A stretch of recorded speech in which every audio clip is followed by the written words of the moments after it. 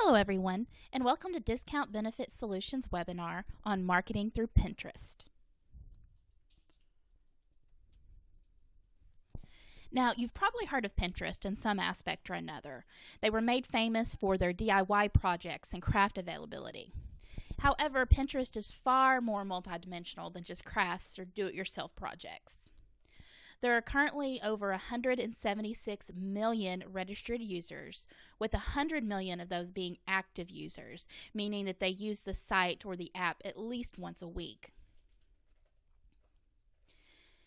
Now, Pinterest might seem a little complicated at first. Posts are made through pins, which are then grouped onto boards. Pins are kind of like a visual bookmark, and they link back to the site where it came from. Boards are where the pins are saved. So for example, if you pinned your FreeRxPlus site onto a board, no matter what the title was, when somebody clicked that pin, it would give information along with whatever description you choose to put in, and then a simple click will direct them to your site. Now, some examples of some boards that you might see that are relevant to your FreeRxPlus business, or some boards that you could create would be healthcare, savings, prescriptions, free stuff, coupons. Those are all very good titles of different boards that you could create and how you could organize different aspects of your business through pins onto those boards to reach a broader audience.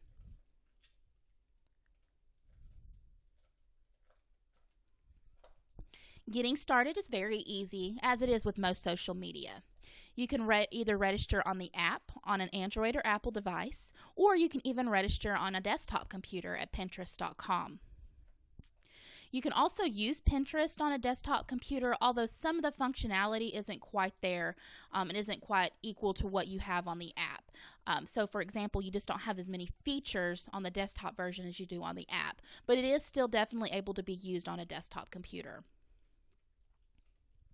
Of course, you'll want to choose an appropriate username. On Pinterest, you can either use your personal name or a business name. You'll have both a username and then the profile name, which shows up. If you don't want to include your personal name for privacy reasons, you can either come up with a business name or something else that's creative along the lines of your business that's appropriate. Your next step will, of course, be to fill out your profile section. Be sure to include your card holder, your discount benefit site, and your .biz site links so that they're easily accessible. Links that are in your description will be clickable, so if somebody's browsing Pinterest and comes across either one of your pins or your board and they don't necessarily click on the links there, by going to your profile, they would have the links there and available to them to click on easily. Now, your next best step would be to read Pinterest Getting Started Guide. It is found under the Help section on both their desktop site and in their app. They have some wonderful little videos that give you a quick rundown of exactly how Pinterest works and how you can optimize your use of Pinterest. They also go into further detail on a lot of the aspects of Pinterest and specific things that can be very beneficial and helpful, especially if you're new to the whole site or app.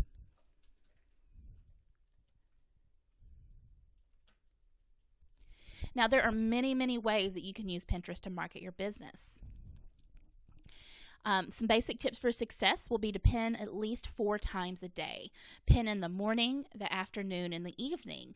Try not to pin all of your pins at once during the day. You're going to reach different audiences, different people who are using Pinterest at different times by just spreading that out throughout the day. Now, your pins are always going to be able to be found in some aspect or another, but Pinterest tends to pile their pins based on when they were created. So, for example, if you created a pin in the morning, by the end of the day, it's going to be at the bottom of the list, thus being a little bit harder to find unless that person is using the right keywords. By pinning multiple times a day and at various times throughout the day, you're making sure that your pins and your business stay relevant and closer to the top of the list, just in case somebody isn't using the right keywords rather, they have a better chance of running across your pin. We'll talk more about keywords in just a moment.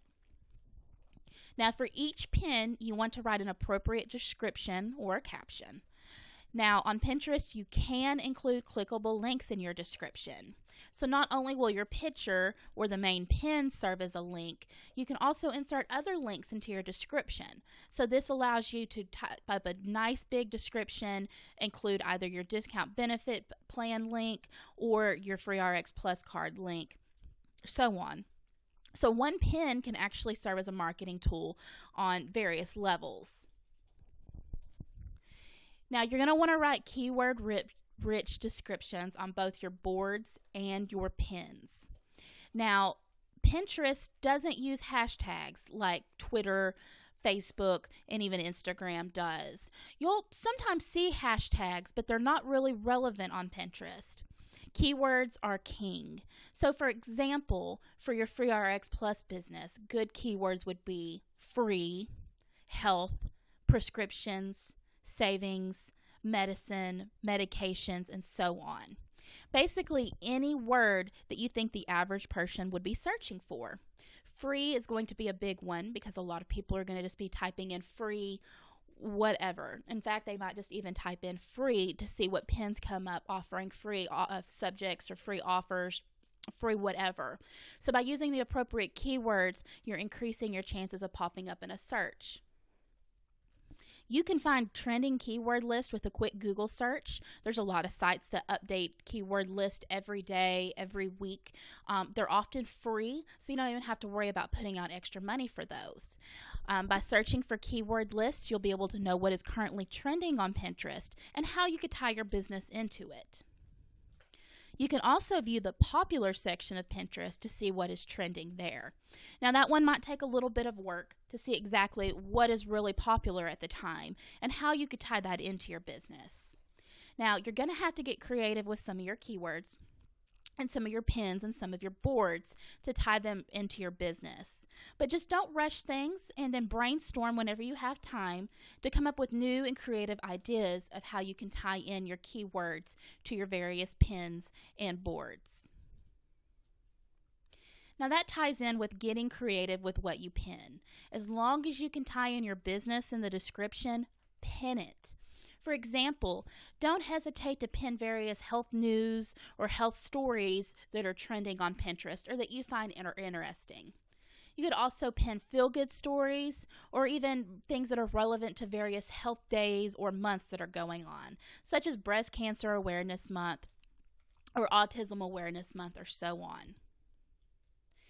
Now, when you're pinning these various things that don't necessarily have a direct connection to your business, you can either leave the description as it is, or you can tie in just a little bit about your business to the description if you feel that it ties into that health story.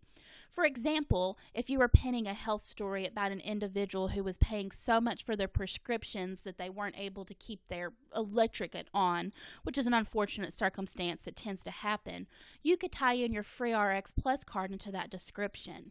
Now, we're not wanting to demean or to knock down the situation and how terrible it is, but you just want to let individuals know that there is another solution, that your FreeRxPlus card can help save that money on prescriptions to help them put money back into their pockets so things like this don't happen to them.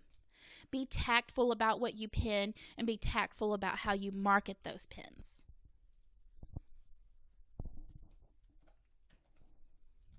Now, some important things to keep in mind. As always, don't make false claims. Don't put into your pins or your descriptions that your FreeRxPlus card is going to give free medications. Or don't make outlandish claims that just aren't true or that you can't definitely keep up with. Try to avoid posting the same pin on more than 2 boards. The reason for this is, especially if you're doing it at the same time or on the same day, that pin might come up multiple times in one search result. It might be seen as spam, and it might come off as annoying to the individuals who are using Pinterest. Not only that, but they could report you for spam, saying that you're putting out the same thing over and over.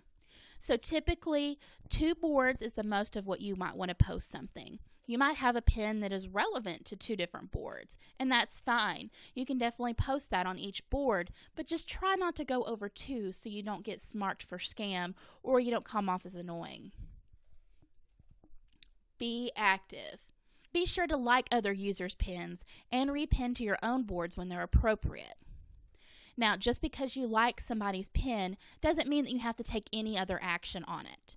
But that user will be notified that you liked their pin, and in turn are more likely to come back and check out your pins. So just be appropriate and tactful, and don't just run through and like a whole bunch of different pins that you know that you really aren't interested in. Pinterest has a timeline feature that will show any of your followers things that you have liked or things that you have scoped out. So be sure that you're only searching relevant things and you're only liking relevant things to your business. You don't want anything inappropriate showing up in your timeline that sends a bad image for both you and FreeRxPlus. You can also leave comments on other pins when appropriate, but be sure not to spam. For example, if you find a pin that you find is interesting concerning some kind of a healthcare topic, be sure to leave a comment. Let the person know that you find the article interesting or whatnot. But just don't leave a spammy type comment saying, come visit my FreeRxPlus website right now, get your free card. If it's appropriate to leave that information, then definitely do so. You're going to have to use your best judgment to determine if you need to be promoting your business on that particular pin or if a comment's appropriate, just a basic comment. Once again, you're putting your name out there, letting both the person who posted that pin originally see it, and also letting other individuals see you who are more likely to come check you out and then in turn be referred to your business. Now, when you're repinning something to one of your boards that you find that is appropriate, you don't have to change the description. In fact, you want to be sure to give credit where it's due. So, for example, if it's a piece of original artwork or an article or a blog posting, you don't want to take off the author's name or any of that information from there. You want to be able to make sure that individuals are able to track that back to the original person who created that content. In fact, it's a good idea to not change the description of repins in most situations. That way your boards have a good mix of things that you have posted there personally and things that other individuals have posted. It will let anybody who comes to your board see that you're both interested in legitimate healthcare topics and you're not just there to spam Pinterest with your FreeRxPlus business.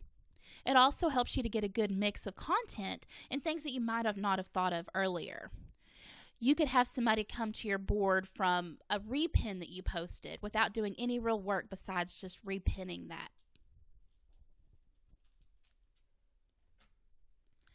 Thank you for joining us today as we discuss marketing through Pinterest. Be sure to visit our website at www.freerxplus.com for further details on how you and those you know can receive savings.